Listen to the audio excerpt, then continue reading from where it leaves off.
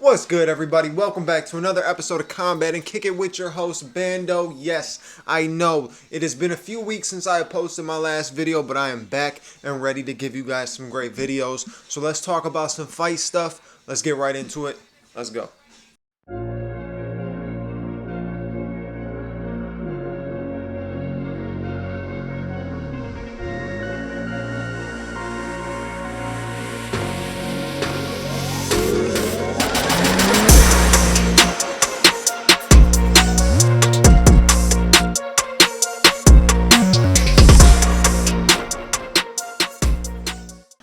Alright, so we doing this video a little bit different. Not crazy different, but you see I ain't got a joint that I'm smoking right now. Instead, I'm rolling it. We getting ready. What are we smoking today? A little bit of Concrete Jungle by Certified Cultivators. Shout out to them. Shout out to all the Ohio brands that are working to grow, get better, get bigger. Shout out to all of you. I am in full support of all these brands. You know, you got a lot of really good brands out there. You got Clutch, you got Certified, you got Meigs County. You got a lot of different stuff. So if you are somebody in the medicinal marijuana scene in Ohio, make sure you get hip to all these different brands, because definitely worth it. And no sponsorship. Your boy just talking about the brands he loves. But anyways, the reason you are here is for some fight stuff. So let's talk about the fight stuff. Yo, this past weekend we had Aaron Blanchfield and Minot Furo. That was actually yesterday. So quickly, I should say happy Easter, because today is Easter. So happy Easter, everybody. Hope you guys enjoyed the day with your family and your friends. If not, hope you enjoyed the day alone and just enjoyed another blessing of a Sunday. A blessing of a day like today. But yeah, so Aaron Blanchfield, Minot Furo was last night. Tai Tuivasa and Marcin Tybura was last Saturday. So so typical. You had some free fights that weren't that crazy, weren't that stacked, but you had a couple enjoyable moments. You had, was the last weekend was Rose and Amanda. 2 weeks ago was Ty and Marcin Tybura. Yo, you know, with these free fights, I said it before in one of the videos. You guys have watched it plenty of times. And you've heard me talk about it plenty of times, just discussing these free fights, right? Obviously we want free fights. You don't want to always have to pay for fights. You want the free fights. And it gives a lot of people their opportunities to shine, right? But the way that I've been looking at it is you're forcing these free fights, just shoving them into apexes, right? There's nothing wrong with the apex. It was a great option during COVID when we basically had nothing, right? You know, you had your own basic fight island in America with the Apex, and it was cool. It was great, and it was fun while it lasted, but it is time to move on from the Apexes. So the way you do that is, instead of doing 3 different Apex events or 2 back-to-back Apex events and then 1 decent event, you take those last 3 cards and you put them into one. I've said it plenty of times, but could you imagine if you had Tai Tuivasa and Marcin Tybura as the main event, you had Rose and Amanda as the co-main, and then you have Minot Furo and Aaron Blanchfield right under it, right? You got 3 really good fights. Then you could have added the co-main event from last night with Joaquin Buckley going up against Vicente Luque. It was a good co-main. You can put that on the card too. And then you have one decent fight like Nate Landor, because he performed last night, and you put that on the main card to open. And that's what you bring to a full-on event. You were in New Jersey last night, full-on event, and they got to see Chris Weidman get the win. Not the greatest win, but they got to see Chris Weidman get a win. And then they got to see Aaron Blanchfield end up losing, you know, in the hometown. I just think you can build these fights so much bigger with more people, stack the cards up in a way, and still be free. I mean, we're looking at this Abu Dhabi card, which was one of the main reasons why I was making this video, because of how stacked the Abu Dhabi card is. It's a free Abu Dhabi card, and you got your main event is going to be Robert Whitaker versus Khamzat Chimaev. That is a fantastic matchup, but this is what I'm talking about right there, a free card, right? I understand you're in Abu Dhabi, so you're doing everything you can to make sure that free card hits, but boom, just like that, you make a free card like that. You don't have to put a fight on every single weekend. You know, you don't have to put a fight on every single weekend. I love it. I love watching it, but you don't have to have it every single weekend. If you go 2 weekends without it, and then you have a banger, and then go one weekend out, and then you have another banger, you can do that. You separate them up a little bit, but that's just my opinion. But overall, on the performances and everything last night, it was an average card. The main thing that I could take away from this card was the eye pokes.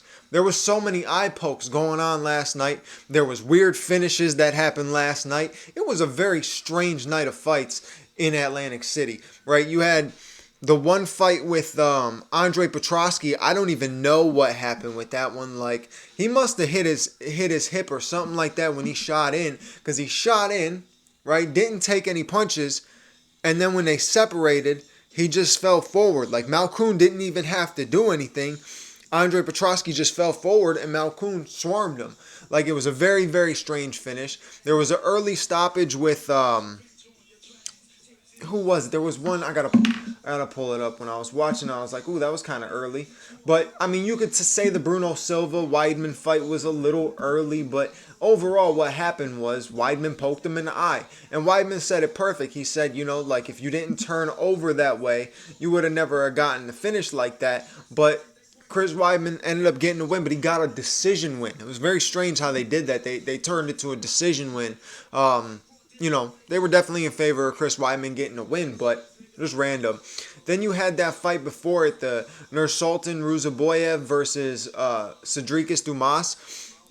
Eye poke again. Another eye poke. Or at least it looked like an eye poke. It fucked Cedric Dumas' eye up above it, right above his eye. So, it seemed like an early stoppage, but it really wasn't, because he did end up still getting hit with some shots while trying to cover up from getting poked. But there was that. There was an early stoppage with Bill Algeo and Kyle Nelson. Bill Algeo seemed like he was out on his feet, but it was close enough to continue to let the guys, when you're at a featherweight, when you're at 145, you can keep the guys going, let them swing a little bit, let them go out with a bang. So you actually got to make it worth it for the guys, right? But it was a good win for Kyle Nelson. But yeah, there was a few moments on this card that I was like, wow, this is strange. Just a strange card overall.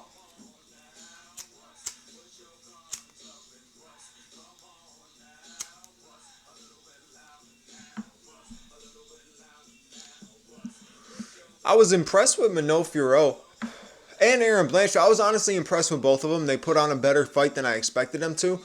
They both kind of did exactly what they needed to do. I give Aaron Blanchfield props because she's not scared to fight the other person's fight. She did what she can to fight her own fight, but she's not afraid to fight Minogue's fight. She was trying to fight Minogue's fight. She was trying to stand in the pocket, trying to close the distance, and she was striking with her, and Minogue had just a better striking. She does have very, very good striking. She's got good 1-2s. She's got a good jab, right? She's got good timing. So it's hard to fight a fighter like that. And Aaron Blanchfield is somebody who is much better when she's able to close the distance. And it was a struggle for her to close the distance. But both women performed well. Aaron Blanchfield landed a couple good shots at the end of the fight, but overall, Manolo Fiorot did enough to be able to get that decision win. But it was like I said, weird card, decent card, not the greatest, not the worst.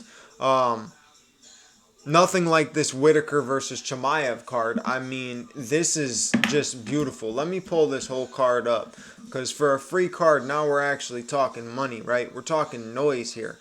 This is what I've been looking for. This is what the fans have been looking for when it comes to a free fight.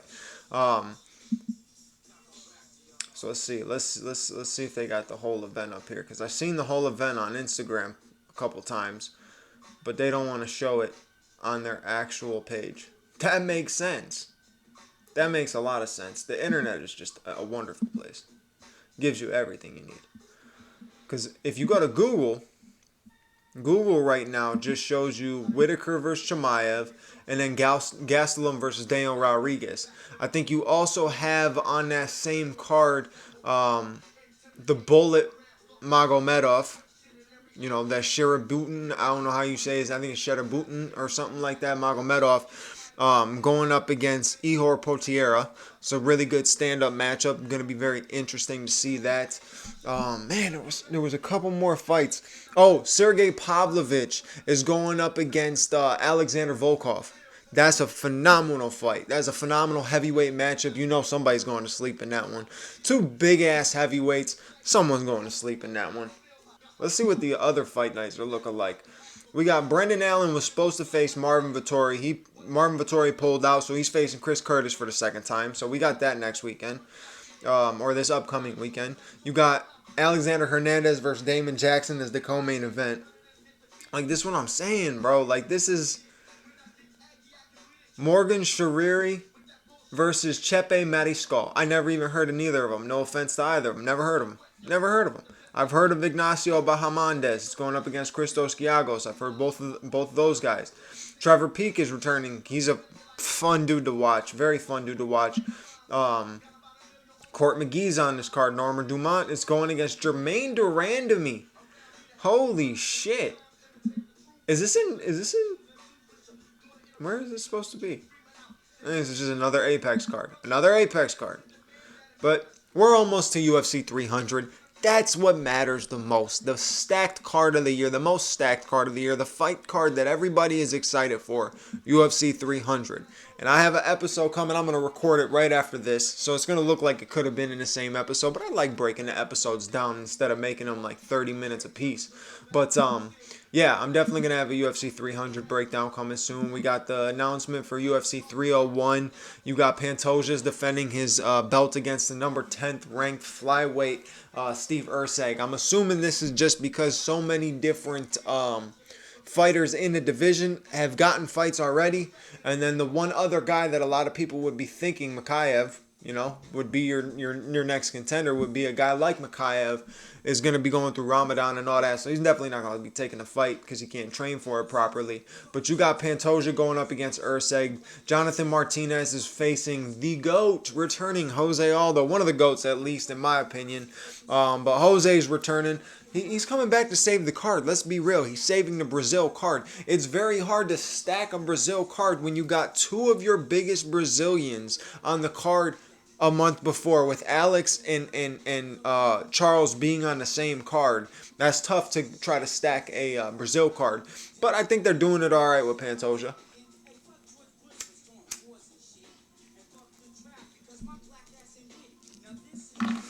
Because at least you're setting it up with like something that's gonna make sense. You know what I'm saying? You're setting it up with somebody who's a champion, who's Brazilian.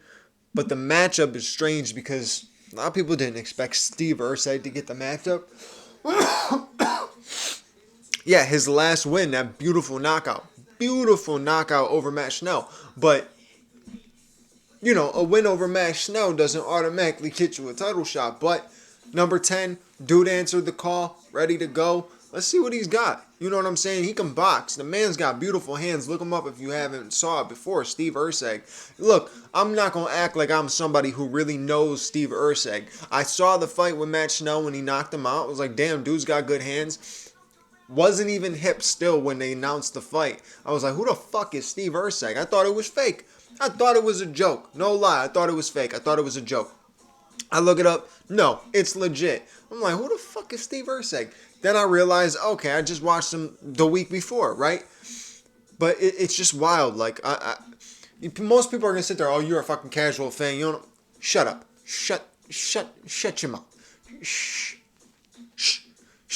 Because you wasn't with me shooting in the gym, all right? I've been doing this longer than you. Kanye. I've been doing this more than you. Okay? All right? We stop it. Ain't no casual fan around here, okay? Brother. No casual fan around here, my friend. Nothing, okay? I'm in this shit, okay? I'm in. All right, been in it 14 years. So no, I ain't no casual fan, and you can't act like you knew who the fuck Steve Erceg was too. Don't act like it. Don't act like you knew who Steve Erceg was. But here's the thing about it. If he performs the way he needs to and gets the win against Pantoja, nobody's ever going to forget Steve Erceg. Simple as that. But that's just a brief little episode for you. I'm going to go film that UFC 300 breakdown now, or discussion, I should say. And you'll see more episodes soon. Like I said, happy Easter. I hope you guys enjoyed the day. Hope you enjoy the rest of the night. And I will catch you on the next episode. I appreciate you if you took the time out to listen to this. And I will talk to you guys later. You know what to do, by the way. Like, comment, subscribe. Hit the bell notification button so you know when the next episode is out. And I will catch you then. I'll talk to you later. Or talk to your ass in 5 minutes because I'm about to record another. Peace, and I'll be back in a second.